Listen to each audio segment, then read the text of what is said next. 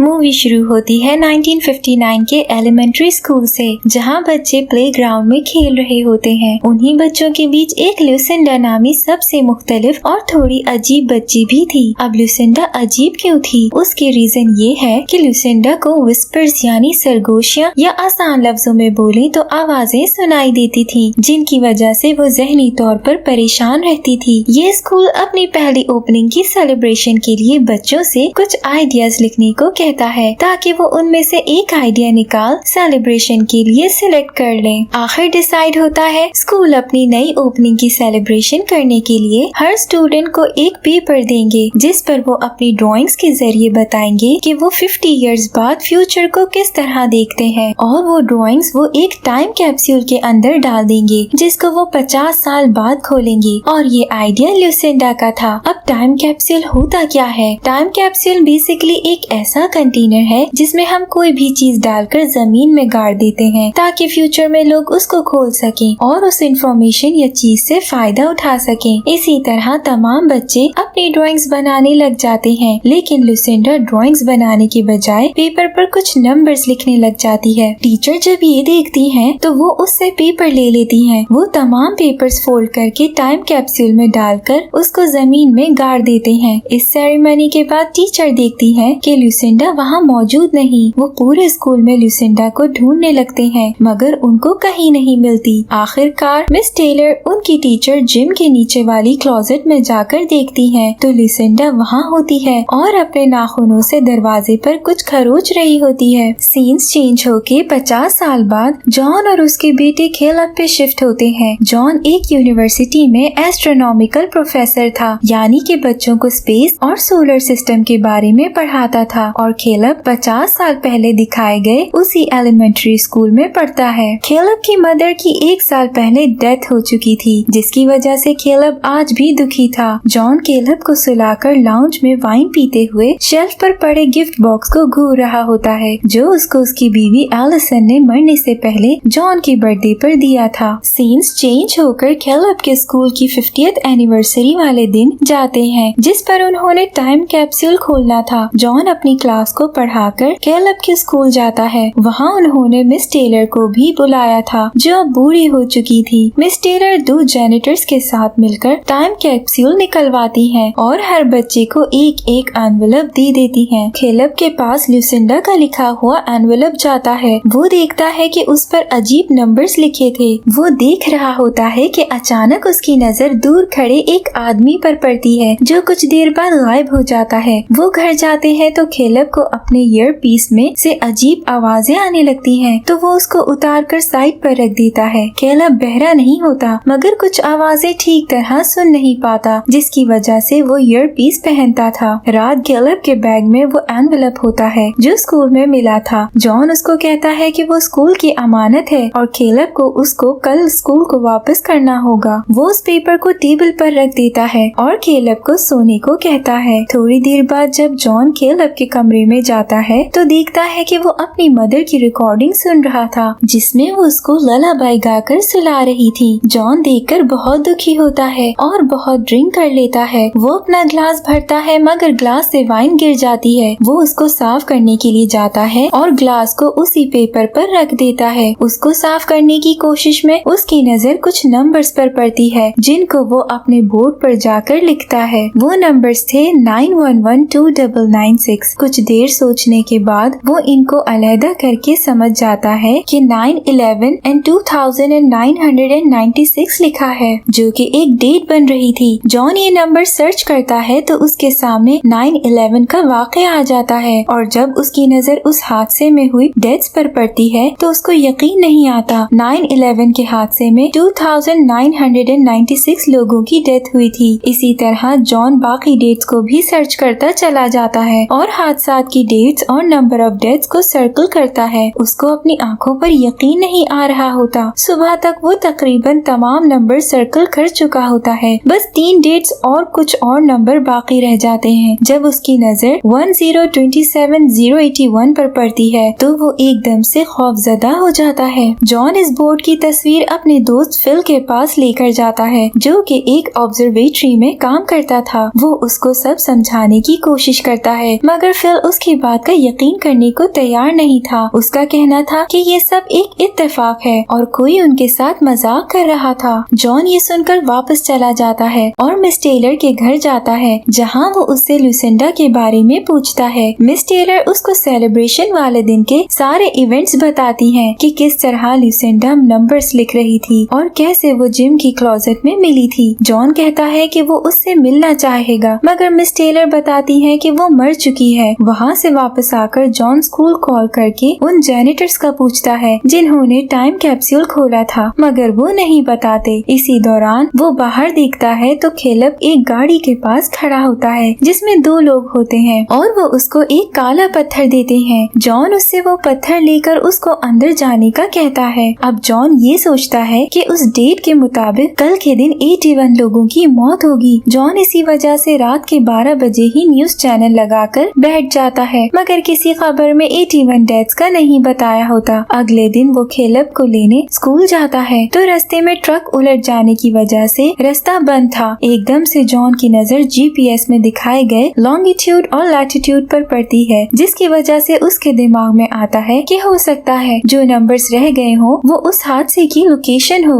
वो आज के हादसे की लोकेशन देखता है तो वो बिल्कुल उसी जगह की होती है जहाँ जॉन मौजूद था। जॉन गाड़ी से उतरकर जाता है और पुलिस से होने वाली इंजरीज का पूछता है, मगर कुछ खास जख्मी नहीं थे। वो हैरान होकर वापस जाने ही लगता है कि एक प्लेन बिल्कुल उसकी आंखों के सामने क्रैश हो जाता है और लोग आग में झुलस रहे होते हैं। वो लोगों को बचाने के लिए उनकी तरफ भागता है, मगर हर तरफ से मदद की आवाजें और दर्द से चीखों पुकार सुनकर वो पागल सा हो जाता है। रात जब वो घर पहुंचता है तो उसकी बहन ग्रेस भी वहाँ मौजूद होती है। घर आते ही उसको टीवी पर लगी न्यूज से पता लग जाता है कि आज के उस हादसे में 81 लोगों की डेथ हुई थी। ये सुनकर उसका दिल मजीद बैठ जाता है और वो सोने जाने का कहता है। जॉन कैलब को टीवी देखने से मना करता है ताकि उसके दिमाग पर इस खौफनाक हादसे का फर्क ना पड़े। इतने में फिल वहाँ आता है तो जॉन उसको बताता है कि वो नंबर्स हादसे की एग्जैक्ट लोकेशन का बताते हैं और इसको प्रूव करने के चक्कर में मैं उस जगह पर खड़ा रहा और उन लोगों की चीखों पुकार और जलते हुए चेहरे अभी तक उसको दिख रहे थे। फिल उसको इस सब से दूर रहने का कहता है। अगले दिन जॉन लुसिंडा के घर का एड्रेस ढूंढकर उसके घर जाता है। उस घर से एक औरत और बच्ची गाड़ी में बैठकर कहीं जाते हैं तो जॉन उनका पीछा करता है। वो दोनों एक एनिमल म्यूजियम जाते हैं तो जॉन और खेलब भी उनके पीछे जाते हैं। लड़की का नाम डियाना और उसकी बेटी का नाम एबी था। एबी एक वुल्फ को देख रही होती है तो जॉन खेलब को भी वो वुल्फ के पास जाने का कहता है। एबी उसको वुल्फ्स के बारे में बताने लग जाती है और जॉन डियाना के पास जाता है और कहता है कि यूँ लगता है हमारे बच्चे दोस्त बन गए हैं। फिर वो डियाना को और एबी को ड्रिंक के लिए कहता है। वहाँ जॉन डियाना को लुसिंडा के एनवेलप के बारे में बताता है और उसको कहता है कि वो उसकी मदर यानी कि डियाना की मदर लुसिंडा के बारे में जानना चाहता था। डियाना उसको कोई ठरकी पागल समझती है और जाने लगती है। जब जॉन उसको बताता है कि उसकी मदर लुसिंडा ने तमाम हादसा प्रेडिक्ट कर लिए थे और उसके कहने के मुताबिक कल 126 लोगों की डेथ हो जाएगी अगर हमने कुछ न किया, मगर डियाना उसकी बात नहीं सुनती। रात में जॉन इसी सोच में होता है कि उसको टीवी पर चल रही खबर की आवाज आती है कि दहशतगर्दों का एक ग्रुप हमला करने की ताक में है। जॉन ये सुनकर लैटिट्यूड और लॉन्गिट्यूड की मदद से लोकेशन का पता लगाकर पुलिस को खबर कर देता है, मगर पुलिस कुछ खास गौर नहीं करती। खेलब अपने कमरे में सो रहा होता है कि उसको कदमों की आवाज आती है। वही गाड़ी वाला शख्स उसके कमरे में होता है और उसको खिड़की से बाहर देखने का कहता है। खेलब देखता है तो बाहर हर जगह आग लगी होती है। वो ये सब देखकर चीख मारता है और जॉन भाग कर आता है। वो खेलब को उठाकर बेड पर ले जाता है और बाहर देखता है तो उसको एक आदमी दिखता है। वो फौरन टॉर्च और डंडा पकड़कर बाहर जाता है, मगर वो बंदा गायब हो जाता है। अगले दिन जॉन उसी जगह पहुंच जाता है जहां टेररिस्ट अटैक का खतरा था। खेलब को वो ग्रेस के पास छोड़ जाता है और उसको खेलब को न्यूज ना देखने देने का कहता है। जॉन पुलिस के पास जाता है कि उन्होंने अभी तक एरिया सील क्यों नहीं किया था, जिस पर पुलिस उसको कोऑपरेट करने का कहती है, मगर वो भागकर सबवे की तरफ चला जाता है। वहाँ उसको एक मशकूक शख्स नजर आता है जो अपनी जैकेट में कुछ छुपाकर भाग रहा होता है। जॉन उसके पीछे भागता है और पुलिस दोनों के पीछे। सबवे के अंदर जाकर पुलिस उसको रोकती है, मगर उसकी जैकेट में कुछ बुक्स और खाने का सामान होता है जो उसने चुराया था। इतने में ट्रैक डी ट्रैक हो जाती है और दीवार के साथ लगती जाती है। सामने से एक और ट्रेन आती है तो जॉन ट्रेन वापस लेने का कहता, मगर बहुत देर हो चुकी होती है। दोनों ट्रेन्स एक दूसरे के अंदर घुस जाती हैं, जिसकी वजह से बहुत सी डेथ्स हो जाती हैं। जॉन इतना बेबस महसूस कर रहा होता है कि वो जानते हुए भी हादसे को रोक नहीं पाया। उसके वहमो गुमान में नहीं था कि टेररिस्ट नहीं बल्कि कोई ट्रेन अटैक हो सकता था। वो खेलब को ग्रेस के घर से पिक करके वापस अपने घर आता है और उसको सामने डियाना और एबी मिलते हैं। डियाना जॉन से कहती है कि उसकी मदर 19 अक्टूबर का बहुत जिक्र करती थी और कहती थी कि डियाना 19 अक्टूबर को मर जाएगी। वो जॉन की सब बातों पर यकीन करके उसको अपनी मदर के पुराने घर में ले जाती है। वहाँ वो घर की तलाशी लेते हैं तो जॉन को एक तस्वीर मिलती है जिसमें सन, जीसस और बहुत से लोग होते हैं जो कि हाथ जोड़कर माफी मांग रहे होते हैं। लुसिंडा के कमरे की तलाशी लेने के बाद उनको वही काले पत्थर मिलते हैं। जॉन बेड उठाता है और उसके नीचे एवरीवन एल्स लिखा होता है। दूसरी तरफ एबी और खेलब गाड़ी में होते हैं तो वही लोग आ जाते हैं जिनको वो द विस्पर पीपल कहते थे और वो बच्चों को उनके साथ जाने का कहते हैं। खेलब गाड़ी का हॉर्न बजाकर जॉन और डियाना को बुलाता है। जॉन भागकर आता है और उसकी नजर झाड़ियों में जाते एक शख्स पर पड़ती है। वो उसके पीछे जाकर उससे पूछता है कि वो कौन है, मगर जब वो अपना मुंह खोलता है तो उसमें से इतनी तेज रोशनी निकलती है कि जॉन एक पल को अंधा हो जाता है। सीन चेंज होता है और दिखाते हैं कि एबी उसी तस्वीर को कलर कर रही है जो उनको लुसिंडा के घर से मिली थी। एकदम से जॉन के दिमाग में एक बात आती है और वो डियाना समेत बच्चों को लेकर ऑब्जर्वेटरी जाता है। वहाँ वो और फिल ये बात जान जाते हैं कि इस बढ़ती हुई गर्मी का राज असल में ये है, सूरज की तरफ से इतनी तेज हीट वेव्स आने वाली हैं कि धरती तबाह हो जाएगी। वो दुनिया को तबाह होने से नहीं बचा सकते। डियाना ये सुन लेती है और जॉन से कहती है कि अगर वो केव्स में चले जाएं तो शायद वो बच जाएं। घर जाकर वो सामान स्टॉक करने लगते हैं और खाने पीने का सामान पैक कर लेते हैं ताकि अंडरग्राउंड रह सके। मगर जब जॉन खेलब के पास जाता है तो वो भी पेपर पर कुछ वर्ड्स लिख रहा होता है। जॉन उससे पेपर छीन लेता है और वो पेन से टेबल पर लिखने लगता है और पेन छीन लेने पर वो अपने नाखूनों से लिखने लगता है। वो खेलब को झंझोड़ता है तो खेलब होश में आ जाता है। अगली सुबह वो चारों केव्स के लिए निकलने लगते हैं, मगर जॉन स्कूल जाकर जिम के नीचे वाली क्लोजेट का दरवाजा तोड़कर घर ले आता है। डियाना के सवाल करने पर वो बताता है कि मिस टेलर ने उसको नंबर्स कंप्लीट नहीं करने दिए थे तो उसने इस दरवाजे पर लोकेशन लिखी होगी। वो दरवाजे पर लगी पेंट को उतार रहा होता है, मगर डियाना बच्चों को लेकर चली जाती है। उसको लोकेशन पता लग जाती है जो लुसिंडा के पुराने घर की थी। एक गैस स्टेशन पर जाकर खेलब जॉन को फोन करके बताता है कि वो कहाँ है। डियाना से बात होने पर वो बच्चों को लुसिंडा के घर लाने का कहता है, मगर वो नहीं मानती। इसी दौरान विस्पर पीपल आकर बच्चों को ले जाते हैं। डियाना किसी और की गाड़ी पकड़कर उनके पीछे जाती है, मगर उसकी गाड़ी का एक्सीडेंट हो जाता है और ठीक 19 अक्टूबर को 12 बजे उसकी डेथ हो जाती है। जॉन उसके पीछे पीछे जाता है और उसको पता लगता है कि वो मर चुकी है। गवर्नमेंट भी सबको अंडरग्राउंड हो जाने का ऐलान कर रही होती है। जॉन लुसिंडा के घर जाता है और वहाँ जाकर उसको पता लगता है कि एबी और खेलब चोजन बच्चे हैं और वो विस्परर्स उनको बचाना चाहते थे। एकदम से आसमान से एक यूएफओ उतरता है और वो लोग एबी और खेलब को अपने साथ जाने का कहते हैं। जॉन खेलब को समझाता है कि वो उनके साथ सेफ होगा और वहाँ अपनी मॉम से भी मिल लेगा। खेलब और एबी उनके साथ चले जाते हैं और जॉन भी शहर में वापस चला जाता है। वो अपने मॉम डैड के घर जाता है। वो सब एक दूसरे को गले मिलते हैं और एक आग का सैलाब आकर पूरी दुनिया को जलाकर राख कर देता है और इसी तरह दुनिया खत्म हो जाती है। अगले सीन में हमें एबी और खेलब दिखाते हैं जो कि एक बहुत ही खूबसूरत जन्नत नुमा जगह पर मौजूद है। इसी के साथ साथ मूवी खत्म हो जाती है। अब देखने में तो ये एक साइंस फिक्शन मूवी लगती है, मगर असल में इस मूवी में बिब्लिकल रेफरेंसेस कोट किए गए हैं। यहाँ एलियंस दरअसल एंजल्स हैं जो कि बिलीवर्स को धरती के सर्वनाश से पहले अपने साथ एडन में ले गए थे। क्योंकि खेलब को हेवन पर विश्वास था, उसका मानना था कि उसकी मदर हेवन में है। इसी वजह से चोजन वन सिर्फ वही प्योर बच्चे थे जिनका अभी भी डिवाइन से बिलीव खत्म नहीं हुआ था।